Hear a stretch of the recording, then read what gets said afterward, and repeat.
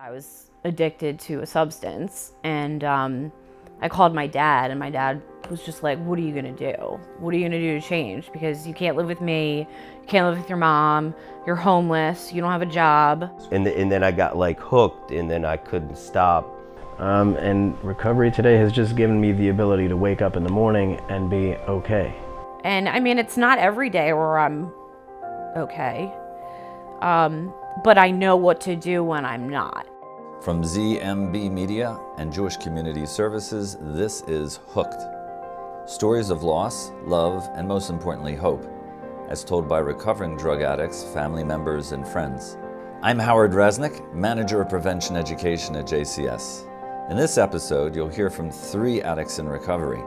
All have volunteered to share their experiences with us and are not clients of Jewish Community Services. We started off the discussion here with my asking these recovering folks about the moment when they finally said to themselves, I've had enough, I can't go on like this anymore. Some called it their bottom, others their spiritual awakening. Often, it seems like it's both at the same time. Sam is the first to respond. He told us how he found himself coming to in a padded room of a psychiatric ward. It didn't work in the past. I don't see why it would work now. And I remember waking up, and there was this like hippie-ish guy. We had like good vibes, and like he had like long hair, and I remember he was like bald here, and he had like long like hair, and he like just sat down to like my level, because like I was on the floor, and I was like, you know, I had like the straight jacket on, and he was just like talking to me like I was a human being. And for like one, you know, second, you know, I had some clarity, like, you know, some like non-drug induced like clarity, and I think that was my first point where I was like, you know, like I could do this. I don't know how, you know, but I can do this. Okay, cool, thank you. JD, who wants to take a stab? I mean, my bottom was when I was living in like a foreclosed home off of Harford Road. And I was living with this woman I called Mom, who was basically like my drug dealer. And we got pulled over by the cops because we didn't realize this, but they were watching us. And I was driving a car on a suspended license, no tags, no title, no insurance. And I attempted to run across Harford Road and like in attempts to get hit by a car because I just didn't want to face it. And then I got put in a mental hospital for 2 weeks. And that was the first time like I ever told anyone that I was addicted to a substance. And I called my dad, and my dad was just like, what are you going to do? What are you going to do to change? Because you can't live with me, you can't live with your mom, you're homeless, you don't have a job. Like, what's the next step? And the next step was just to go to treatment. And I had 2 women, you know, sit me down when I was trying to get off of it, but I couldn't, and I like didn't want to be sick. And they're like, you're gonna die. Like, if you don't change what you're doing, you're going to die. And they, from that point on, like I just stopped. I was sick for like 2 or 3 weeks. But I went to meetings, and, you know, I just did what I was supposed to do, and now I'm here. Wow. Congratulations. Thank Wow. you. Wow. How long ago was that? That was September 14th, 2014. 14. So almost 3 years ago. Congratulations. Thank you. Yeah. Golly day. As far as bottoms go, I think I hit many bottoms. I remember the first time I was arrested. I remember thinking, wow, this is it. I gotta change my life, or I'm gonna be in real trouble. Mm-hmm. You had never pictured yourself arrested? No, just a regular guy from the burbs. And then the second time I got arrested, I was like, maybe it's not so bad. So that kind of wore off. I think. So I had a hard time finding a bottom, because I would kind of maintain my life, a normal semblance. If you looked at me from the outside, I was living a life. I was acting, and aware, I think. So what got me to go and seek help was my wife finding something that would suggest that I was hooked on opiates. So at that point, I had to have the conversation with her that there was a problem, and I told her I would fix it and enter an outpatient program. And I think the real willingness came through the process of kicking opiates. Like, no one says, there's no fine print on your baggies saying that it's going to take you like a month to get some sleep and maybe 2 months to start feeling human again. And I think throughout that process, I found a willingness. I've almost sort of like, I kind of found the bottom there, and I definitely found the willingness and the desire not to have to go through that again. And I think that was really it. Like, from there, I got really lucky. I think I found the right people. I found a psychiatrist because I couldn't sleep, so I needed that.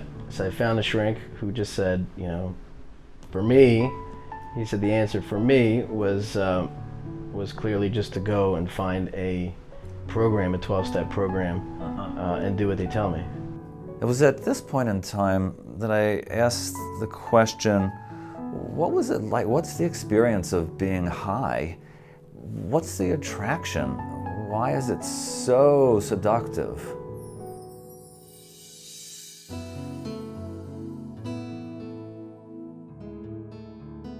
At first, it's very much like fireworks. Like your first time getting high. Like I can still remember being like in the back of one of the schools and like cutting up like, you know, a plastic bottle, you know, to make some sort of like gravity or bong, or, you know, like or like my first drink when I was like 8 or 9 years old. And then I got like hooked, and then I couldn't stop.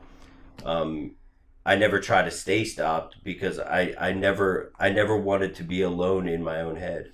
I hear. You know. Okay. I think well described. Some people say, at first I used drugs and then the drugs started using me. Very much so. What became the solution became the new problem. I used to get high, and now I just use to not feel so bad. And for you guys? I know for me, like once I started, it became a way to numb any feelings that I was having, insecurity, depression, self-doubt, you know, not feeling a part of. And for me, it like got me out of that headspace.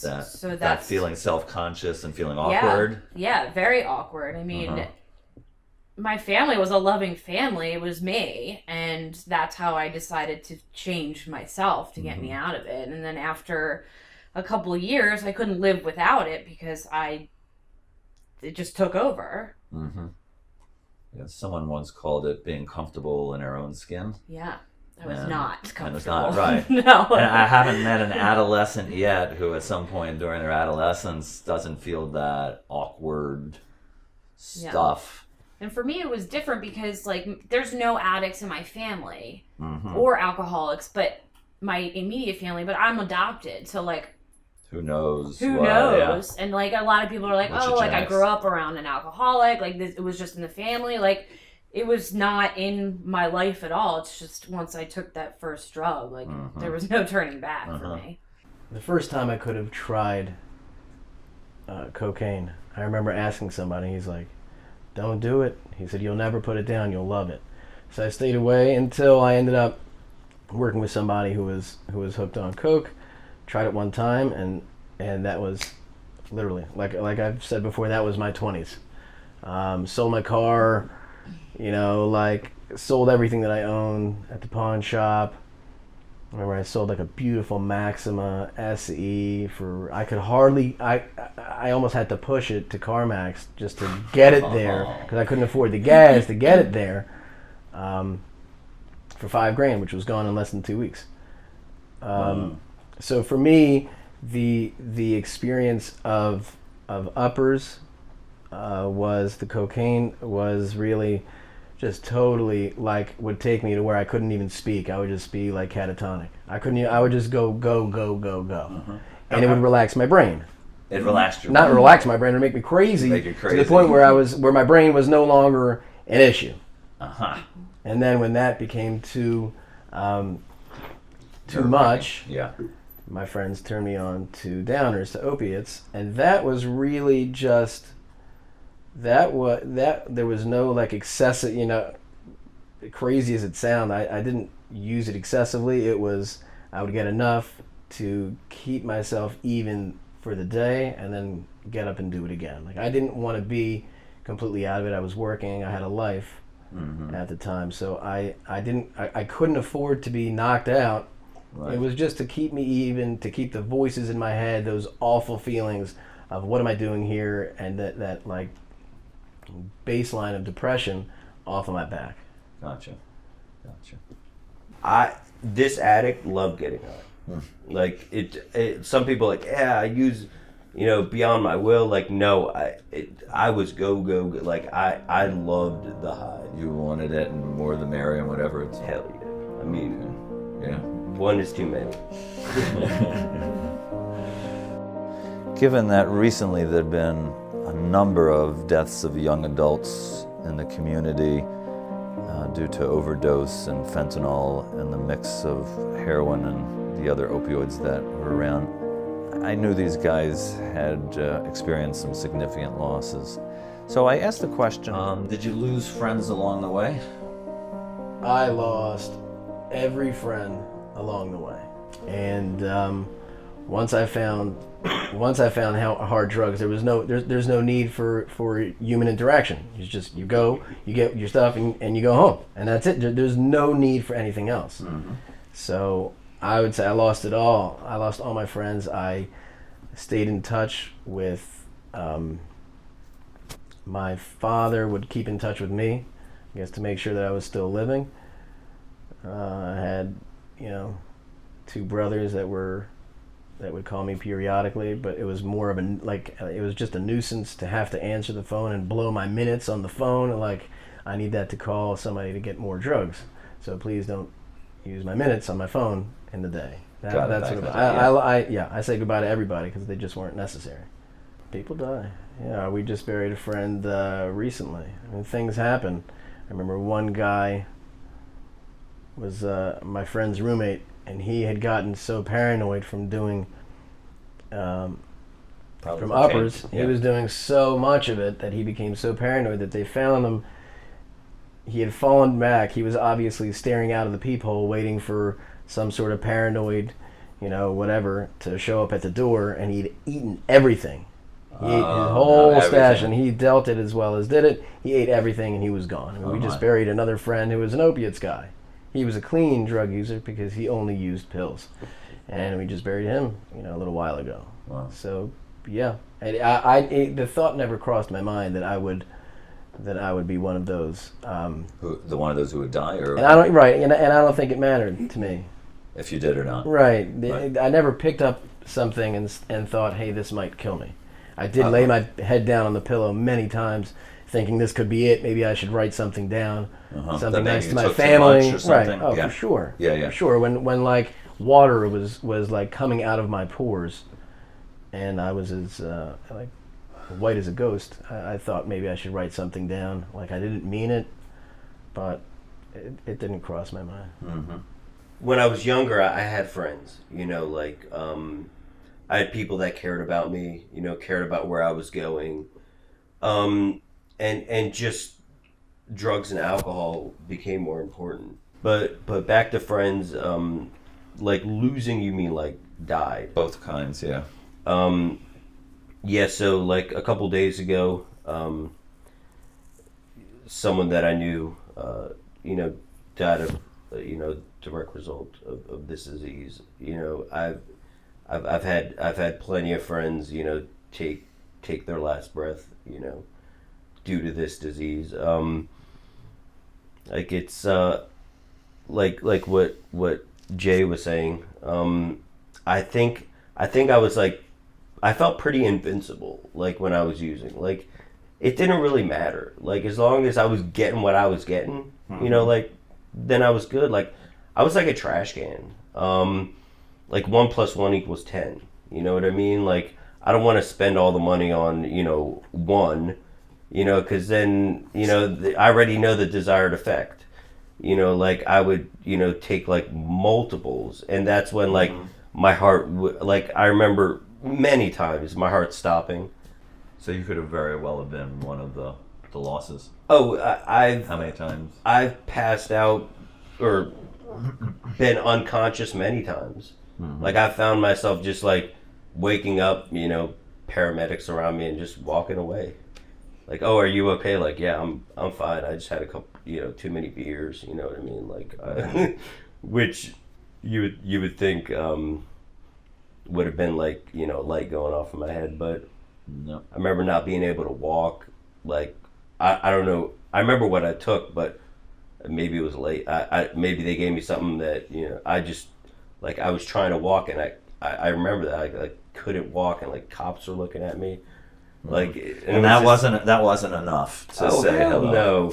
no. Hell no. I mean, like, I just wanted more. Like, you know, I want to get higher and higher and higher. I didn't know anyone that died from the direct result of the disease until I got clean. And that's when I started losing people that I, like, grew a relationship with in, like, this community. And it took a while. At first, it was, like, always devastating. And then, unfortunately, like, over 3 years, I've seen so many people go that I'm numb to it. And it's, like, it seems heartless, but, like, that's what happens here. And, like, it's sad, and I feel emotion. I feel sad for them, but it's very rare for me to cry anymore over death because it's just so normal now, especially now even more than ever. Like every day someone dies. Multiple people die every day from this disease. That you've had contact that used to use. Yeah. Always someone, I mean, always either overdosing or dying. And how about some of the kids that you grew up with and played around with, you know, getting high? Are those people dying too? No, because they were normies. They were just, they could stop. They right. knew when to stop. I didn't know when to stop. Or not that I didn't know when to stop, I physically couldn't stop. Right. For you, your brain, Yeah. your whatever. And it's hard for me to, like, especially with, like, social media now, like, you see all these people you grew up with and they're married, have kids, are very successful, and here I am, like, you know, and I don't have those things yet because I'm, like, I have a later start, but, like, sometimes it's depressing to see that. Oh, yeah. But, I mean, that's what addiction does to you. It holds you back from life. Over time, I've come to respect the compulsive nature of addiction, the obsessive nature of it, and how sometimes it's just totally impulsive, comes out of the blue, out of nowhere. And I was curious to candidly get from these people what they experience as how consuming their addictions became for them. To get it was a full-time job. I had to go to work, you know, get it, stay up all night, go to work, get it, stay up all night. So I would swear every day I'd go to work on about an hour to 2 hours of sleep. And I would swear I'm going home, I'm going to take a nap, and I'm going to have a normal day. And not once. I couldn't make it happen. I get a phone call, even if I had the best of intentions, you know, if there was a day, and my phone would ring, hey, what are you doing? And I'm out the door. It's amazing. So I'm not a mental health professional, but to say that it does say in the 12-step, you know, in the 12-step fellowship that you can have the obsession and compulsion, you know, removed after some work. Cool beans. So I feel that. Okay. Dee, anything to add to that? I mean, at first it's not an obsession and compulsion, like, and all that, but after, once you're on the move with being an addiction, like, you do some out-of-pocket things just to, like, get one more, and I didn't think that I would ever be the person to, like, steal, cheat, lie, and do the things that I did, but, like, you don't even think about that when you're in the moment. You just do whatever you have to do. And especially towards the end, it wasn't even doing what you had to do to get high. It was doing what you had to do to get through the day. just so you could function. And at this point, I was curious to find out from them, what do they need to do now to keep the sobriety that it seems like they really worked very hard to achieve? What do they need to do day in and day out to keep what they got? So for me, I think the biggest thing that's detrimental is like thinking that like I got it, you know, getting stagnant, you know, not doing the simple steps that got us clean, you know, that got us this like amazing gift. I got a lot of money in my bank account, and you know, if I'm not working a program, I can get super high tonight, you know, and that's what I have to think like forefront, like, you know, who knows if I stop working a program, you know, like shit might look really good. You know, that guy nodding out might look really good. You know, I'm in the trades. You know, there's a lot of people, you know, oh yeah, I just smoke pot and drink. You know, like we were finishing up a job and like the woman was like, oh, beer for everyone. And thank God I had someone in the program, like we both didn't drink, you know, but like It's like, so easy. If I'm not working a program, I'm not around people that love me for who I am and where I'm going in life, like I could have been like, yeah, let's go. Let's just have one beer. And then, shit, I wouldn't be here. I hear. Okay. What do you guys, T, what do you need to do these days to keep what you got? I mean, I have to stay, just like Sam was saying, I have to stay vigilant. Because for me, it's very clear when I'm off track in like my program. It's very clear when I haven't been able to get to a meeting in a couple days. Like, you always think like when you come in the rooms that you're like, and people always say like, if I don't go to a meeting, I don't feel right. And I'm like, that's a bunch of bull. Like, you know what I mean? But now I'm like, if I don't go to a meeting, I feel it. I feel it in my body. I feel it in my head. Like something's not right. And it's harder for me. It's harder once you get a life back. Like, because when you first get clean, you don't have a life. Your job is to go to a meeting, wake up, and stay clean.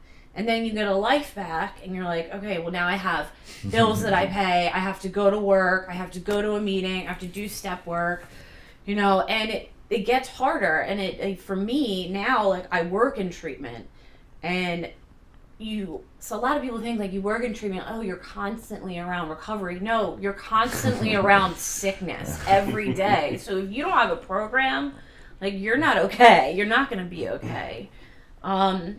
You know, and I just constantly, you know, I wake up every morning, I pray, I go to work, I do some step work, I call my sponsor. You know, I do what I need to do to not pick up anymore because I don't want to go backwards. Mm-hmm. So vigilance. Yeah. Maintaining a consciousness that, yep. And never saying you're recovered because you never will be. Mm-hmm. Okay. It's been your experience that it's right there. Yeah. What do you do these days to keep it together? What do I do? I remember being at a convention and with a friend, his sponsor, and sponsor's wife, and the guy had 28 years at the time, maybe 27 years, and I remember the sponsor's wife saying that that guy had a healthy fear, you know, of using drugs, and I thought that was ridiculous because I thought it was ridiculous because he's, you know, he was approaching 30 years and, you know, it was crazy.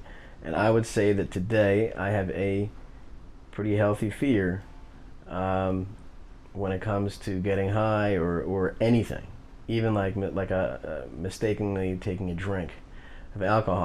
I'm a little bit fearful. Mm-hmm. I live my life, but that's what scares me today. I think so. That is, the fear is definitely a motivating factor for me.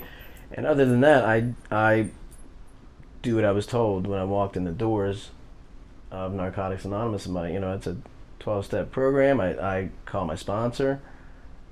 I go to meetings, pray, I keep my recovery, like what everybody always says, I just keep it up front, and I try to be constantly aware of it.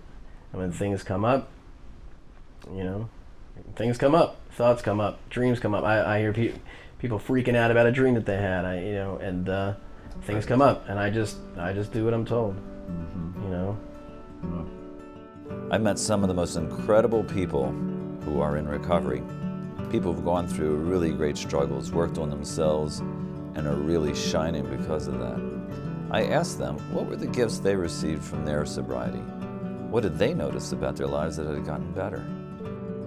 Like, I can go to sleep, just be okay with myself. I don't, those thoughts are in my head, like the ones we were sharing about, like, the less than, but they're like in the back, and when they come up, like, I deal with them. Like, It's much easier to deal with. I'm so peaceful. Like, I got my brother back in my life. I got my mom back in my life. I got my father back in my life.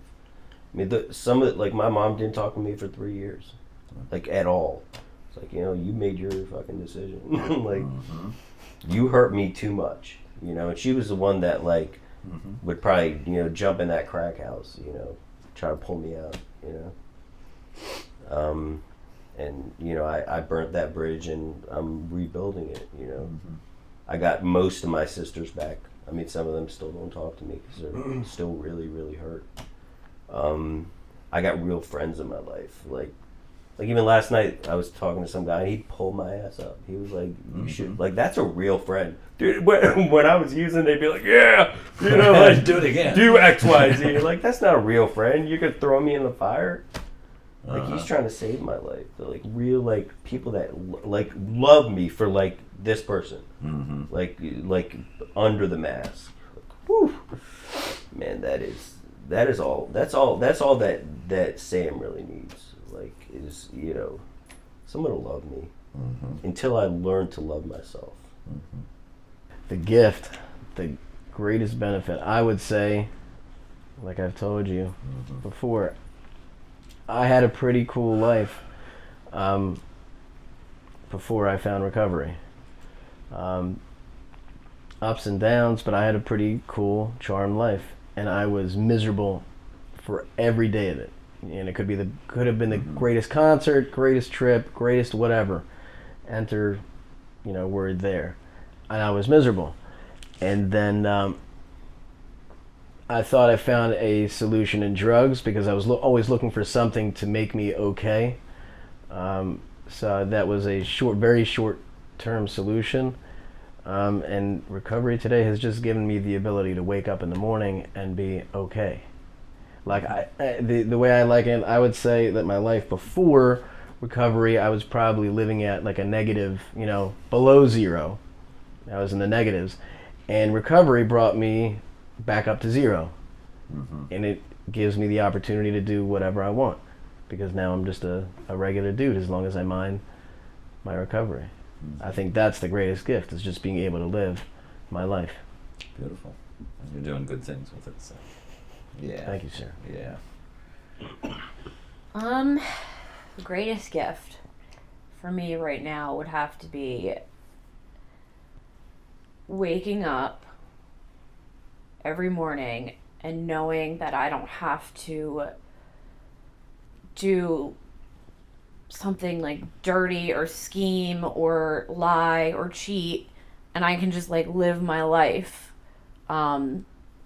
Just like everyone in recovery, like, we all get the material things back. But for me, it took a long time to get those material things back. And I think it makes me just grateful for having those things. A lot of people, they get the things back right away, and then you see them fall off, and then they're like, I'm good. For me, I'm grateful that I had the experience to really earn those things back, because it makes me more grateful for the things I have today, the life I have today, the friendships I have today, the family that has chosen to come back into my life, because not all of them have.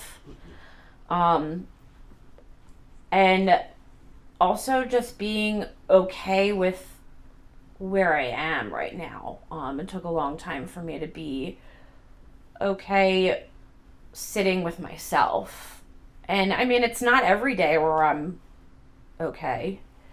But I know what to do when I'm not, and that's the difference.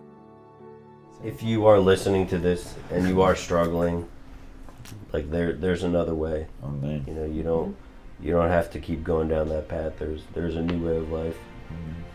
You know, but you got to take that first step. Thanks for listening to this podcast. We invite you to listen to the other episodes in the series.